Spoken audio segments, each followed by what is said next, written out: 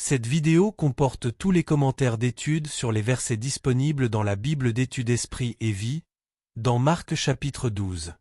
Chapitre 12, verset 1. La parabole des vignerons. Cette parabole met en évidence la culpabilité de la nation juive. Ses membres ont transformé le royaume de Dieu en une propriété privée. Ils ont fait preuve de mépris envers sa parole et ont refusé d'obéir à son Fils, Jésus-Christ. Les églises d'aujourd'hui qui rejettent la parole de Christ et ses vrais messagers pour créer une église selon leurs propres idées adoptent la même attitude. Verset 10. Est devenue la principale de l'angle. Christ est la pierre rejetée, celle qu'Israël a mise de côté mais qui va devenir la pierre d'angle du nouveau peuple de Dieu, l'Église, Acte 4 versets 11 à 12, voir Psaume 118 verset 22, note. Il est la pierre la plus importante de cette nouvelle structure que Dieu est en train de bâtir. Verset 25. Les hommes ne prendront point de femme. L'enseignement de Jésus ne signifie pas que le mari, ou la femme, perdra son identité propre et qu'ainsi ils ne se reconnaîtront plus. Au contraire, notre relation avec notre compagnon ou compagne terrestre deviendra alors plus profonde et spirituelle, bien que ne dépendant plus de notre union conjugale sur terre. Verset 30. Tu aimeras le Seigneur, ton Dieu. Voir Matthieu 2 verset 37, note.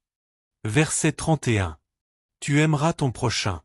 Voir Matthieu 22 verset 39, note. Versets 38 à 39. Qui recherche les premiers sièges.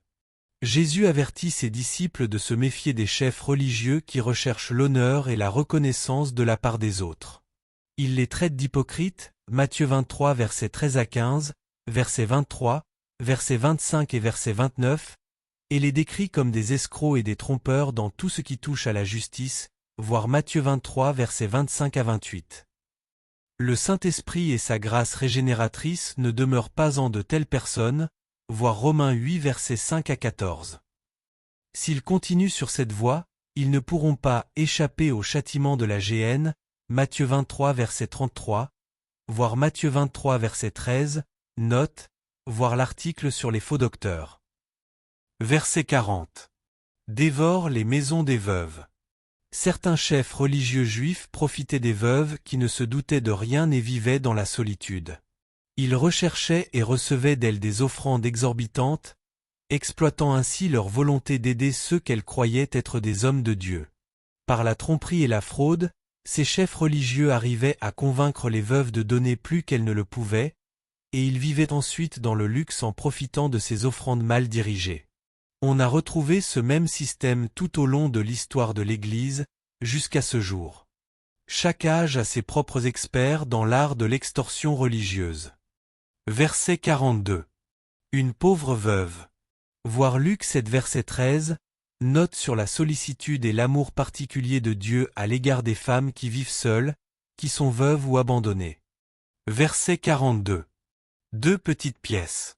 Dieu mesure les dons non par leur montant mais par l'amour, l'attachement et le sacrifice qu'ils représentent, voir Luc 21 verset 1 à 4, note.